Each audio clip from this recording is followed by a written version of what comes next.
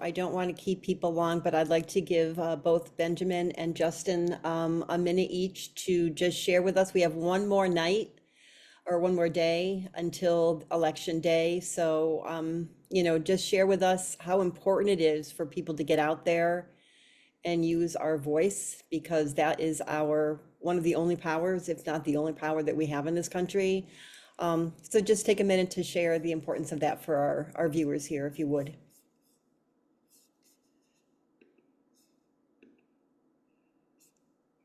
Thank you. Um, I think this is a very important time to go out and vote against genocide. I mean, this is um, this is what I wish everyone was doing, but I think it's very important to cast a clear moral vote that we cannot support the funding of atrocities, of collective punishment, of ethnic cleansing.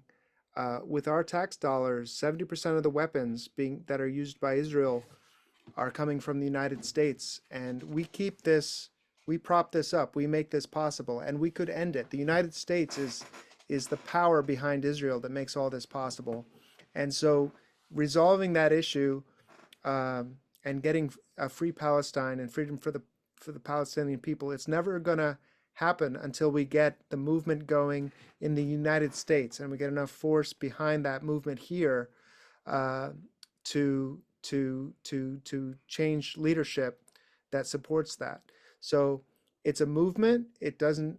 I wish it could happen overnight. I wish it was happening this year. I mean, I'd love to see Jill in the White House. Um, the polling is not what I'd like it to be, but it doesn't matter if if we can't win this year, it's not meaningless. It is very meaningful because it shows the strength of a growing movement, and um, it's something to build on. And we build on it by continuing to organize politically, running more candidates, passing more resolutions, um, continuing the conversation. Uh, it's very frustrating that the pace of change can be slow, and I can't bear another day of watching what I see on my phone every day, and I don't know how I'm gonna cope with seeing it continue. And I know there are people who are losing family in Gaza right now, and so there's little comfort in saying that change takes time, um, and it's a sad state of affairs. But I think we have to reconnect we have to connect with people's basic humanity and get them educated. And we can't vote for this. We can't. It only perpetuates the underlying power structure that supports this. So I appreciate everyone who's going to cast a moral vote in this election, because I do think it is the only real path to progress, as challenging as it may be, as difficult as the road may appear. This is the road. This is the road I believe that we have to walk. And until we change who has power, policy can't change. So, um, we also have to educate and bring people together to help them understand. So, but that is a means to an end so that they can vote differently. That's what we need people to do.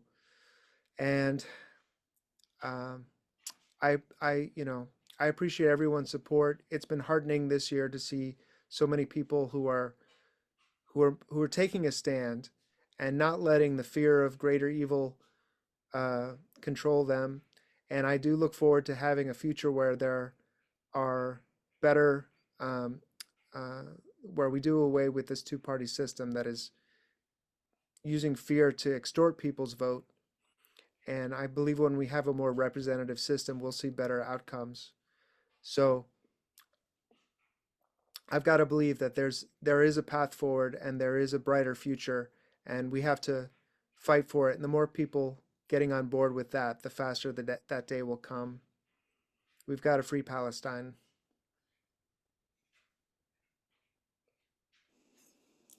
Thank you so much.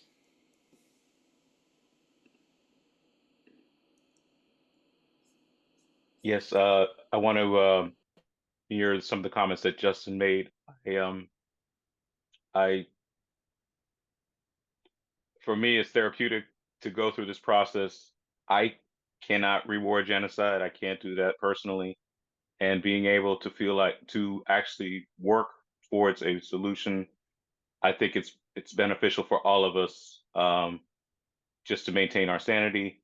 And I I welcome this challenge, um, to to do this work.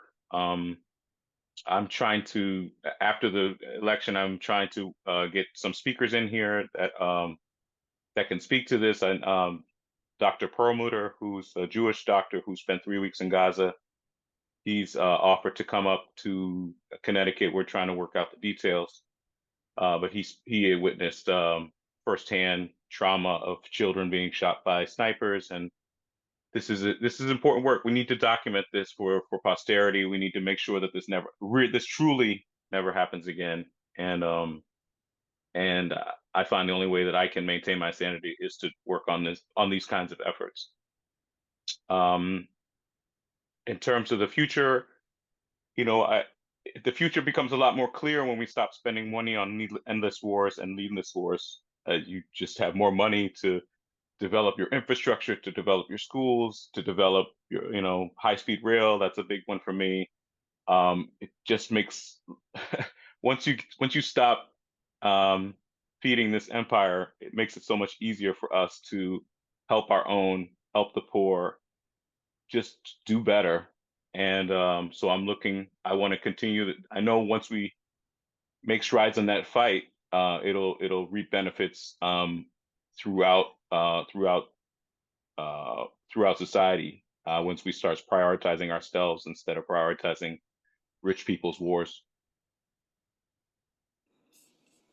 Thank you so much, both of you. We really appreciate it. And one of the things that Maruf is looking to do in the future is to work on that education piece that you had mentioned, Justin. People need to be educated on what's happening. They need to be educated on voting and their civic duty. And we would love it if you both came back and shared your experience and helped us with some of that learning. That would be fabulous. Again, thank you both so much. This wraps up our evening, and we will see you all soon. And much luck to both of you on Tuesday. Thank you so much.